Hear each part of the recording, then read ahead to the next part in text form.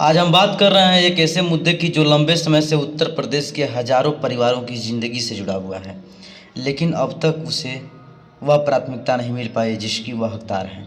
यह मुद्दा है प्रदेश के ग्राम प्रहरियों यानी चौकीदारों के वेतन बढ़ोतरी की मांग का।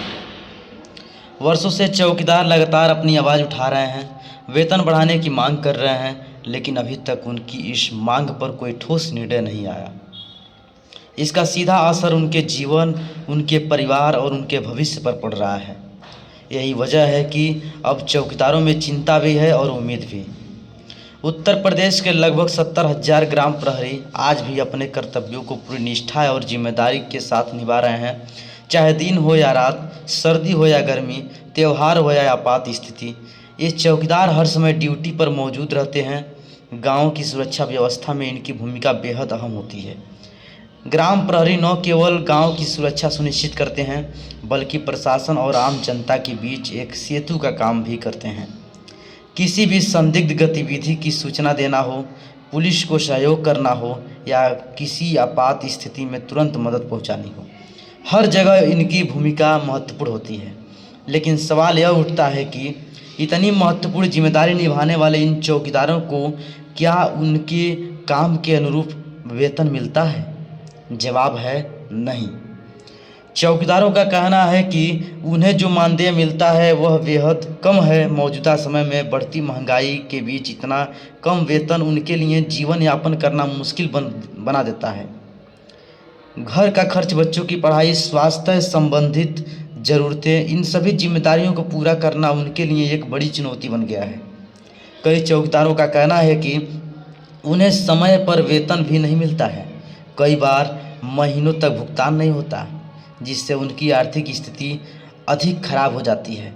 ऐसे में उन्हें उधार लेना पड़ता है या फिर अन्य छोटे मोटे काम भी करने पड़ते हैं।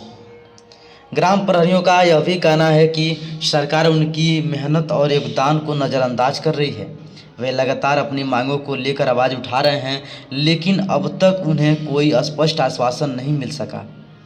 इसी के चलते अब चौकीदारों ने मुख्यमंत्री से सीधे अपील की है। उनका कहना है कि जिस तरह वे दिन रात मेहनत करते हैं, जोखिम उठाते हैं और गांव की सुरक्षा में अपना योगदान देते हैं, उसके हिसाब से उनका वेतन बढ़ाया जाना चाहिए। चौकीदारों की प्रमुख मांग यह है कि उनका मासिक वेतन कम से कम 18,500 रुपये किया जाए। उनका कहना है कि यह राशि भी बहुत ज़्यादा नहीं है, लेकिन इससे उन्हें एक सम्मानजनक जीवन जीने में मदद मिल सकेगी। इसके साथ ही वे भी चाहते हैं कि उन्हें नियमित कर्मचारी का दर्जा दिया जाए, ताकि उन्हें अन्य सरकारी कर्मचारियों की तरह सुविधाएं मिल सकें, जैसे पेंशन, बीमा और चिकित्सा सुविधाएं। गौर करने वाली बात यह है कि चौकीदारों का यह मुद्दा नया नहीं है। पिछले कई वर्षों से यह मांग उठती रही है, लेकिन हर बार इसे टाल दिया जाता है या फिर आश्वासन देकर शांत कर दिया जाता है।